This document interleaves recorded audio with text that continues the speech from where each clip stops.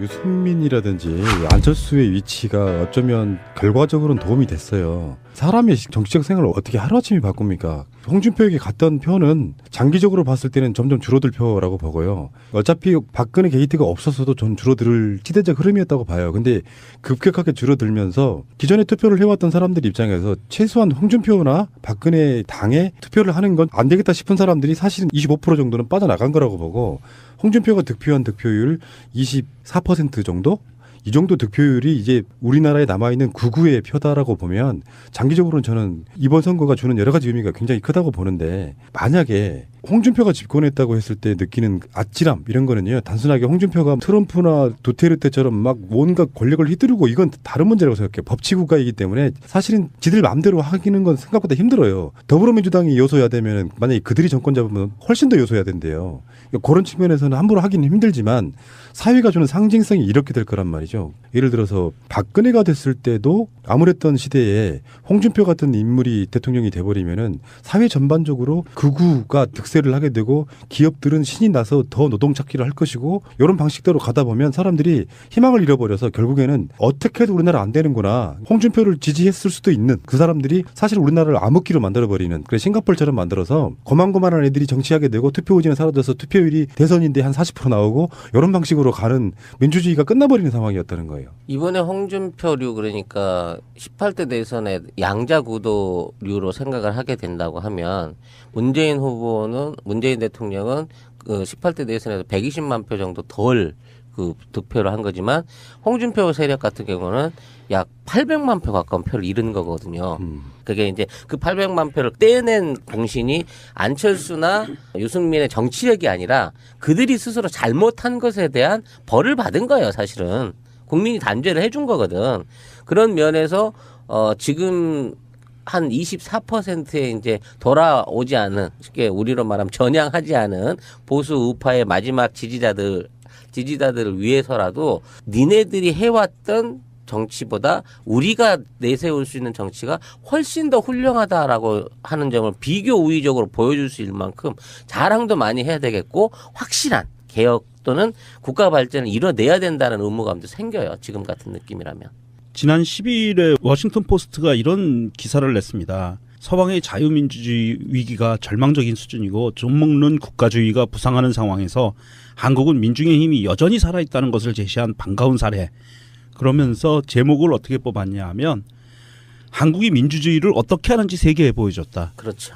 그런데 만약에 홍준표가 됐다고 했을 때 그냥 이게 워싱턴 포스트가 이게 그렇게 중요해서가 아니라, 예를 들자면 세계의 언론들이 과연 기사 제목을 어떻게 뽑았을까, 그리고 그것을 본 대다수의 국민들의 낙담이 얼마만큼 심해졌을까를 생각하면 끔찍해요. 누가 됐든지 간에 문재인 대통령을 못 만들어내고 보수나 중도가 그거를 정권을 잡아갔다고 하면 한국의 민주주의는 실패했다. 그렇죠. 한국의 촛불혁명은 실패했다라는 전제로 해가지고 전 세계 민주주의에게 일종의 찬물을 끼얹는 효과가 난 거겠죠. 옛날에 자스민 혁명이 세계적인 열풍을 일구어냈지만 결과적으로 그 국가를 변화시키는 데는 다 실패했잖아요. 그러니까 또 하나의 실패한 자스민 혁명처럼 촛불혁명의 가치가 폄하됐을 가능성이 크겠죠. 우리 국민이 절망한 건 뭐 더 말로 할 필요도 없을 것이고요. 우리는 지금 뭐 보수가 또 살아난다? 우리가 선거전에서도 그런 방송 많이 했잖아요. 홍준표는 여전히 박근혜를 찍었던 51.6%의 사람들이 나를 결국은 지지해 줄 거야. 야당은 분열을 하니까 우리는 이긴다. 그런 전략이었고 그렇게 믿고 있었을 가능성도 있지만, 사실은 우리나라 국민들이 극우 포지션에 있는 정당에게 24% 정도만 몰아줌으로써 결국에 나머지는 그들을 배척하고 있다는, 어찌 됐건 결론적으로 그 세력들은 지금 소멸해가는 과정이고, 지금까지 선거를 돌이켜보면은 김대중 대통령도 JP하고의 어떤 그런 식의 연대가 없었으면 당선 불가능했고요. 그리고 노무현 대통령도 정봉준과의 단일화 효과도 있었고요. 그러니까 3당 합당 이전에 사실은 3대 1 정도로 고립돼 있던 세력, 민주 세력이 점점 커나오는 과정이었고요. 그 과정 속에 촛불이 없었더라도 그들은 점점 쪼그라들었을 거라고 생각이 들어요. 세월이 밀어내는 나이든 보수층들이 점점 돌아가고, 젊은 층들은 그래도 조금이나마 더 진보적이거나 민주적인 곳에 투표를 몰아주는 과정이 있었는데, 박근혜 게이트가 그걸 확 당겼다고 보고요. 정권 교체한다고 해서 정치 보복을 하던가요? 김대중 노무현 때 했습니까? 우리 쪽은 그런 거 안 해요. 정치 보복이란 말은 군사 독재 시절의 사람들이 쓰던 말이고 보복이 아니고 죄가 있으면 그냥 감옥에 가면 되지. 맞아요. 예. 홍준표가 성완종한테 돈 받고 대법원에서 만약에 유죄가 난다고 한들 그것이 정치 아니죠. 보복입니까? 아니죠. 아니거든요. 예, 예. 예. 그러니까 뭐 정치 보복을 떠나서 국민들이 심판해주면 그걸로 사실상의 국민들의 정치 보복이 되는 거다. 저는 그렇게 보는 거고요. 만약에 홍준표나 안철수로 정권이 바뀌었으면 어떻게 됐을까?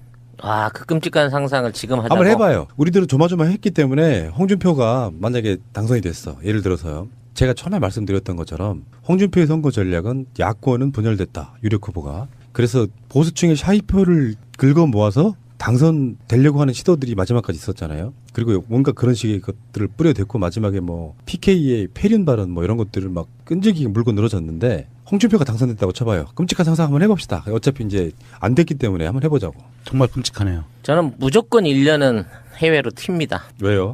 일단은 내부적인 멘붕에서 이 대한민국 안에서 못 살 것 같아요. 그건 도피죠. 아니 그래도 그 당시에 지난번 그러니까 18대 대선 때도 졌다는 이유만으로 내가 아닌 내 주변의 동질한 그 국민들이나 다른 사람들이 다 미워 보이는 거야. 저게 혹시 박근혜를 찍진 않았을까? 저 사람이 저러지 않았을까? 도대체 이 나라 사람들 이거 믿고 같이 갈 수 있는 사람들인가? 뭐 이런 분노가 막 올라오기 시작하면서 내 스스로 자괴감이 오면서 내가 내부적으로 무너지더라고. 근데 이번에 그랬으면 그거보다 10배는 더 그렇지. 내상이 심했을 것 같아. 만약에 그랬다면 우리 한번 겪었어요. 18대 대선에서. 우리 스스로 멘붕에 빠져서 넋놓고 있었던 그 시간 동안 우리는 겪었어요. 그런데 그게 우리가 멘붕에 빠질 일이 아니었다라는 것을 차츰차츰 회복하던 시기도 있었어요. 아, 이거는 우리가 잘못한 게 아니고 박근혜를 또 우리가 많이 뽑아줘서 그런 게 아닌 것 같은데 라고 하는 그 생각이 들 때까지가 시간이 많이 걸렸거든요. 그때도 한 거의 6개월에서 1년 정도는 그 멘붕 상태가 후유증이 오래 가더라고요. 일단 뉴스를 전혀 보지 않았지. 그랬죠. 예. 심지어 나는 트위터를 한 10,000개 이상 올렸던 트위터들을 거의 한 7,000개를 지웠어. 진짜로. 그리고 뭐 각종 그 인터넷 포털에 올렸던 것들도 다 지웠어. 저는 프로야구 보다가요. 보지도 않지. 볼 시간도 없지. 하이라이트만 보는데 결과를 딱 일단 먼저 봐. 졌어? 내가 응원하는 팀이? 그러면 그날 거 안 봐요. 스트레스 안 받으려고. 안 보는 상태. 그리고 이긴 것만 보는 상태. 그렇게 나의 유리한 쪽으로 해석하면 되는 거고. 어쨌건 홍준표가 만약에 당선됐다면 얼마나 끔찍했을까를 한번 조목조목 한번 따져본다면 일단 홍준표가 그 특유의 미소를 지으면서 국민들 앞에 수락연설을 합니다. 환장하겠네. 비열한 웃음 속에. 그런데 저는 그 수락연설 하기 전에 전국에 있는 소방관님들한테는 좀 죄송하지만 119 차들이 전국을 누빌 것 같아요.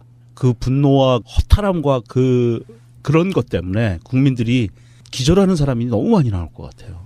박근혜 당선됐을 때요. 자살하신 노동자분들이 거의 30명 가까이 되거든요. 예. 삶의 희망을 잃어버린 거죠. 그렇죠. 만약에 홍준표가 당선됐다면 그렇게 돌아가실 분들 꽤 있었을 거라고 보고 지금도 예. 전국 각지에 외로운 투쟁하고 계시는 분들 노동자분들 굉장히 많으시잖아요. 그러면 그리고 더군다나 홍준표가 선거 과정에서 별말 다 했지만 강성노조 뭐 없애겠다, 정교조 척결하겠다 뭐 이런 식으로. SBS도 뉴스도 SBS는 없애겠다. 뉴스만 없앤다 그랬나? SBS를 통째로 없앤다 그랬나? 근데 그거는 홍준표의 일종의 뻥이죠, 뻥. 네. 사실은 불가능해요. 네. 홍준표가 당선된다고 할지라도 그렇게 보복하는 건 사실상 힘들지만 온갖 권한의 세월들이 닥쳐오겠죠. 만약에 그 선거를 뒤집었다면 박근혜 탄핵으로 만든 선거를 그 당이 다시 가져갔다고 하면은 일단 세계적인 비웃음거리가 될 겁니다. 그 당이 다시 가져갔다면.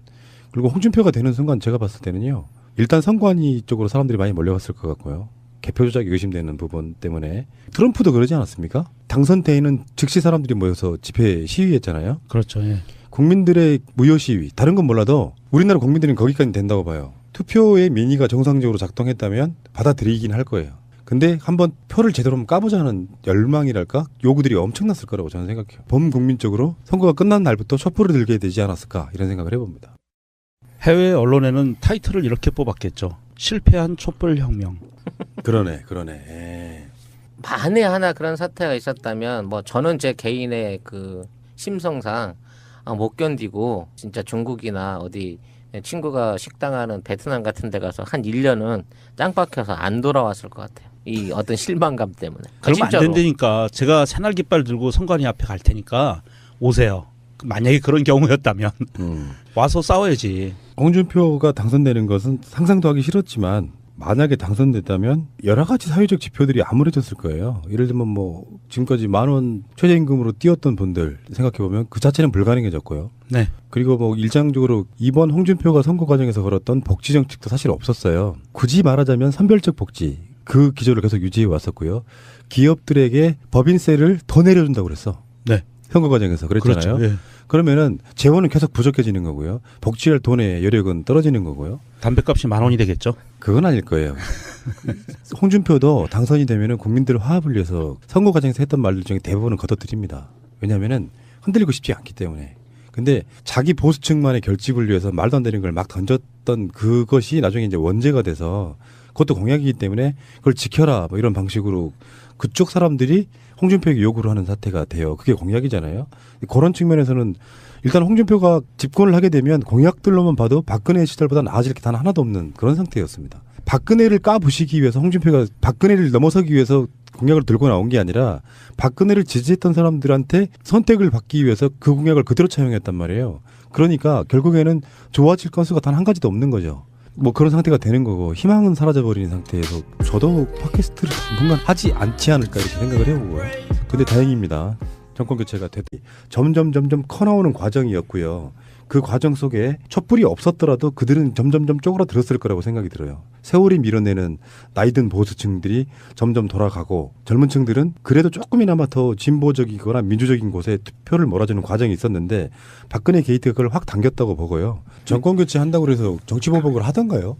김대중 노무현 때 했습니까? 우리 쪽은 그런 거 안 해요. 정치 보복이란 말은 군사 독재 시절의 사람들이 쓰던 말이고 보복이 아니고 죄가 있으면 그냥 감옥에 가면 되지. 맞아요. 예. 홍준표가 성완종한테 돈 받고 대법원에서 만약에 유죄가 난다고 한들 그것이 정치 아니죠. 보복입니까? 아니죠. 아니거든요. 예. 예. 그러니까 뭐 정치 보복을 떠나서 국민들이 심판해주면 그걸로 사실상의 국민들의 정치 보복이 되는 거다. 저는 그렇게 보는 거고요. 만약에 홍준표나 안철수로 정권이 바뀌었으면 어떻게 됐을까?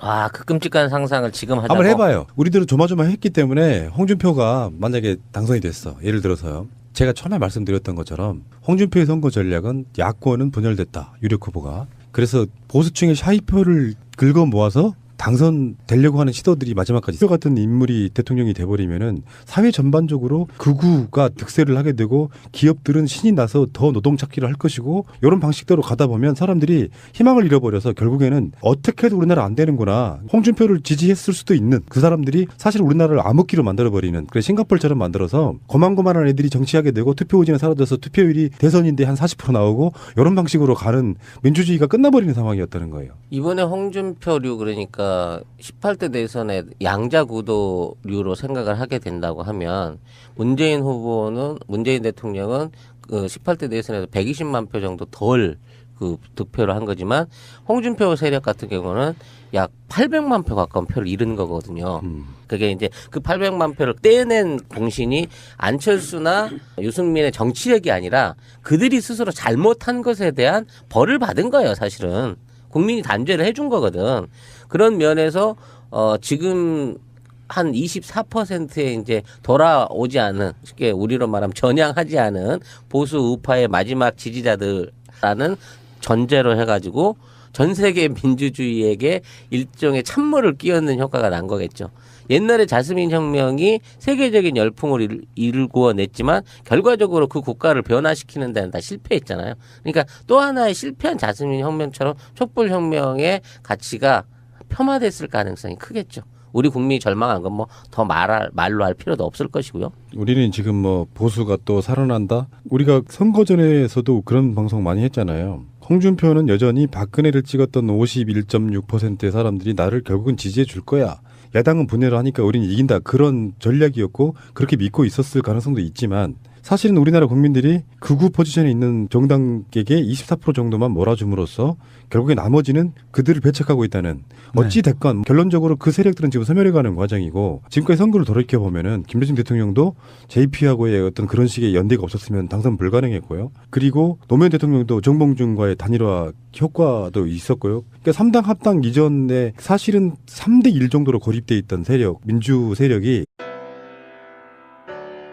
유승민이라든지 안철수의 위치가 어쩌면 결과적으로는 도움이 됐어요. 사람의 정치적 생활을 어떻게 하루아침에 바꿉니까? 홍준표에게 갔던 표는 장기적으로 봤을 때는 점점 줄어들 표라고 보고요. 어차피 박근혜 게이트가 없었어도 전 줄어들 시대적 흐름이었다고 봐요. 근데 급격하게 줄어들면서 기존에 투표를 해왔던 사람들 입장에서 최소한 홍준표나 박근혜 당에 투표를 하는 건 안 되겠다 싶은 사람들이 사실은 25% 정도는 빠져나간 거라고 보고, 홍준표가 득표한 득표율 24% 정도?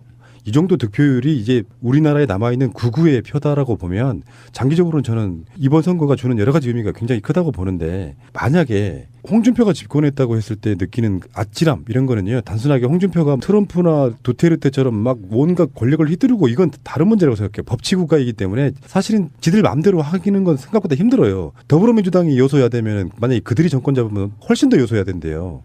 그런 측면에서는 함부로 하기는 힘들지만 사회가 주는 상징성이 이렇게 될 거란 말이죠. 예를 들어서 박근혜가 됐을 때도 아무랬던 시대에 홍준표 지지자들을 위해서라도 니네들이 해왔던 정치보다 우리가 내세울 수 있는 정치가 훨씬 더 훌륭하다라고 하는 점을 비교 우위적으로 보여줄 수 있을 만큼 자랑도 많이 해야 되겠고, 확실한 개혁 또는 국가 발전을 이뤄내야 된다는 의무감도 생겨요. 지금 같은 느낌이라면.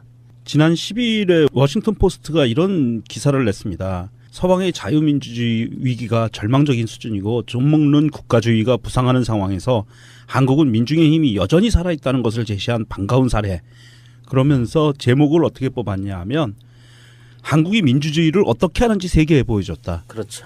그런데 만약에 홍준표가 됐다고 했을 때 그냥 이게 워싱턴 포스트가 이게 그렇게 중요해서가 아니라, 예를 들자면 세계의 언론들이 과연 기사 제목을 어떻게 뽑았을까? 그리고 그것을 본 대다수의 국민들의 낙담이 얼마만큼 심해졌을까를 생각하면 끔찍해요. 누가 됐든지 간에 문재인 대통령을 못 만들어내고 보수나 중도가 그거를 정권을 잡아갔다고 하면 한국의 민주주의는 실패했다. 그렇죠. 한국의 촛불혁명은 실패했다.